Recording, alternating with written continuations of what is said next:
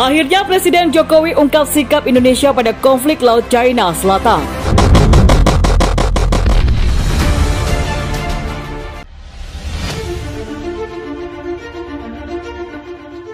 Tolak mentah-mentah pendaratan pesawat mata-mata Amerika Serikat, Jokowi akhirnya ungkap sikap Indonesia pada konflik Laut China Selatan. Menteri Luar Negeri Retno Marsudi berkali-kali mengingatkan kepada semua negara termasuk Amerika Serikat dan China untuk menahan diri untuk menjaga perdamaian dan stabilitas di Laut China Selatan. Konflik di Laut China Selatan dipicu oleh klaim atas pulau dan perairan oleh China, Brunei Darussalam, Taiwan, Malaysia, Filipina, dan juga Vietnam. Wilayah yang menjadi sengketa itu termasuk Kepulauan Spratly dan Kepulauan Paracel. Keenam negara pengklaim itu berkepentingan untuk menguasai hak atas stok perikanan, eksplorasi dan eksploitasi terhadap cadangan minyak dan gas, serta mengontrol jalur pelayaran di Laut China Selatan. Nilai komoditas perdagangan melewati Laut China Selatan saban tahun sebesar 3,37 triliun US dollar atau sepertiga dari total perdagangan maritim dunia. Sekitar 80% dari impor energi China dan 39,5% dari total perdagangan mereka melewati Laut China Selatan. Sejak 2013, China mulai melakukan pembangunan di Kepulauan Spratly dan Paracel. Tindakan tersebut mengundang kecaman internasional. Mulai tahun 2015, Amerika Serikat dan negara-negara lain termasuk Prancis dan Inggris melakukan apa yang disebut dengan kebebasan operasi navigasi di Laut China Selatan. Sementara itu, Presiden Joko Widodo pernah menolak permintaan Amerika agar mengizinkan pesawat militer pengawas maritim P-8 Poseidon mendarat dan mengisi bahan bakar di wilayah Republik Indonesia. Kantor berita Reuters melaporkan hal itu diungkapkan oleh 4 pejabat senior Indonesia yang mengetahui permintaan tersebut kepada Reuters. Amerika Serikat pada Juli dan Agustus di tahun 2020 lalu mengirimkan pejabat tingginya untuk melakukan pendekatan tingkat tinggi kepada Menteri Pertahanan, Menteri Luar Negeri dan Presiden Indonesia, dan semuanya dengan tegas menolak atau rebuff permintaan tersebut. Menurut Reuters, para pejabat senior Indonesia menganggap permintaan Amerika Serikat mengejutkan. Karena Indonesia memiliki kebijakan luar negeri yang bebas aktif, Indonesia juga tidak pernah mengizinkan militer asing beroperasi secara resmi di wilayah kedaulatannya. Pesawat pengintai maritim P-8 Poseidon berperan sangat penting mengawasi kegiatan militer China di Laut China Selatan yang sebagian besar diklaim oleh Beijing sebagai wilayah kedaulatan. Indonesia dan China memiliki hubungan ekonomi dan investasi yang sangat berkembang, dan sejalan dengan politik bebas aktif, Indonesia tidak akan memihak siapapun dalam konflik yang terjadi di Laut China Selatan. Menteri Luar Negeri Indonesia Retno Marsudi juga lebih jauh kepada Reuters mengatakan, Indonesia mulai waspada dengan meningkatnya ketegangan antara dua negara adidaya tersebut serta dengan militerisasi Laut China Selatan. Dalam wawancara pada September lalu seperti diberitakan oleh Reuters, kami Indonesia tidak ingin terjebak dalam persaingan ini dan Indonesia ingin menunjukkan kepada semua pihak bahwa Indonesia siap menjadi mitra.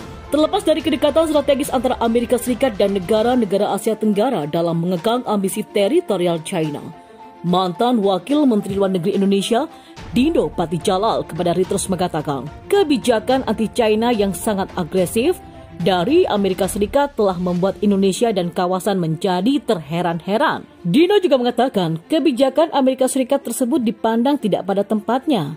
Selain itu, kami tidak mau terjerumus ke dalam kampanye anti-China di wilayah. Tentu, kami menjaga kedaulatan kami, namun ada keterlibatan ekonomi yang lebih dalam dan China saat ini menjadi negara yang paling memberi pengaruh di dunia bagi Indonesia, tutur Dino. Sementara itu, Presiden Joko Widodo mengatakan stabilitas di Laut China Selatan akan tercipta apabila semua negara yang terlibat menghormati hukum internasional. Hal itu diungkapkan Jokowi usai menggelar pertemuan dengan Perdana Menteri Malaysia Muhyiddin Yassin di Istana Merdeka pada Jumat 4 Februari lalu.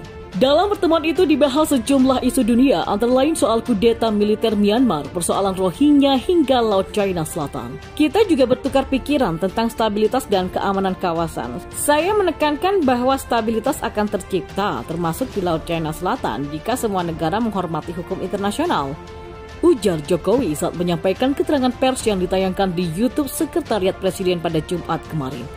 Terutama dalam menghormati UNCLOS 1982, yaitu Konvensi Hukum Laut PBB di tahun 1982. Lanjut Jokowi. Sementara itu, Perdana Menteri Malaysia Muhyiddin Yassin mengatakan soal tuntutan maritim di perairan Laut China Selatan tersebut dan penyelesaiannya hendaklah dibuat secara aman berdasarkan prinsip-prinsip undang-undang antarabangsa yang disepakati secara universal. Termasuk di dalamnya adalah UNCLOS 1982. Menurut Muhyiddin, semua pihak perlu menghindari tindakan yang menimbulkan ketegangan dan bersifat provokatif atau self-restraint serta tindakan militer. Konflik Laut China Selatan antara China dan negara-negara ASEAN yang melibatkan Amerika Serikat menjadi perhatian dunia. China kerap berselisih paham dengan Amerika mengenai klaim 90% wilayah Laut China Selatan atau LCS yang menuai kontroversi.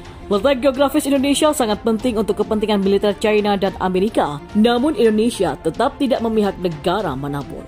Meski demikian, para ahli meramalkan Indonesia bakal berkonflik dengan China di masa mendatang.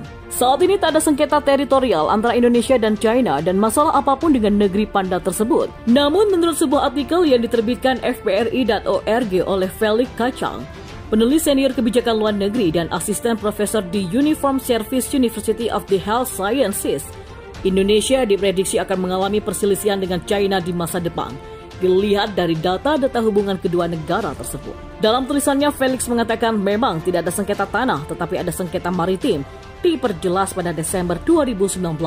Ketika sebuah kapal penjaga pantai China mengawal beberapa kapal penangkap ikan masuk ke dalam 9 garis putus-putus yang diproklamirkan Tiongkok, tetapi berada di wilayah zona ekonomi eksklusif Indonesia dekat Kepulauan Natuna di Laut China Selatan.